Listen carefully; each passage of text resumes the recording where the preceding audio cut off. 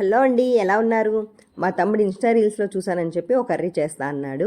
Curry పేరేంట్రా అంటే నేను చూడలేదు, నువ్వే ఏదో ఒక పేరు పెట్టే అన్నాడు. ఏం పేరు పెట్టాను? కర్రీ హిట్టా ఫట్టా అన్నది మీకు లాస్ట్లో చెప్తాను. దీనికోసం ఒక హాఫ్ కప్ సోయా చంక్స్, అదే మిల్ మేకర్ని తీసుకుని ఒక 2 నిమిషాలు బాయిల్ చేసుకొని పక్కన పెట్టుకోవాలి. ఒక 50 గ్రామ్స్ పన్నీర్ క్యూబ్ని తీసుకుని తురుముకొని పక్కన పెట్టుకోవాలి. ఇప్పుడు చల్లగా అయిన సోయా చంక్స్ని ఒక మిక్సీ జార్లో వేసుకొని కొంచెం పేస్ట్లా చేసుకోవాలి. ఈ సోయా చంక్స్ పేస్ట్లో తురుముకున్న పన్నీర్ తురుము, హాఫ్ కప్పు ఉల్లిపాయ ముక్కలు, ఒక హాఫ్ స్పూన్ వరిపిండి, 2 స్పూన్స్ శనగపిండి, ఉప్పు, పసుపు, కారం, అల్లం వెల్లుల్లి పేస్ట్, గరం మసాలా పొడి అన్నీ వేసుకొని బాగా కలుపుకొని చిన్న చిన్న బాల్స్లా చేసుకొని పక్కన పెట్టుకోవాలి. ఇలా బాల్స్లా చేసుకొని ఒక ప్యాన్లో ఆయిల్ వేసుకొని డీప్ ఫ్రై చేసుకొని పక్కన పెట్టుకోవాలి.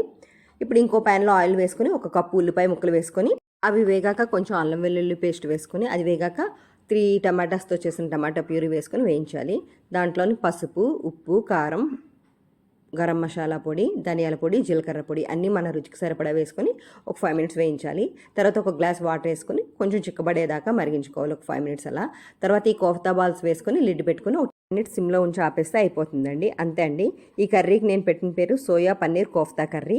ఈ కర్రీ అటర్ ఫ్లాప్ అండి. అంటే టేస్ట్ బాగుంది కానీ ఆ కోఫ్తా బాల్స్ అన్నీ కొంచెం విడిపోయి టేస్ట్ అయితే బాగుంది కానీ కార్న్ఫ్లోర్ వేసుంటే బాగుండేదేమో అని నాకు అనిపించింది. Thank you for watching.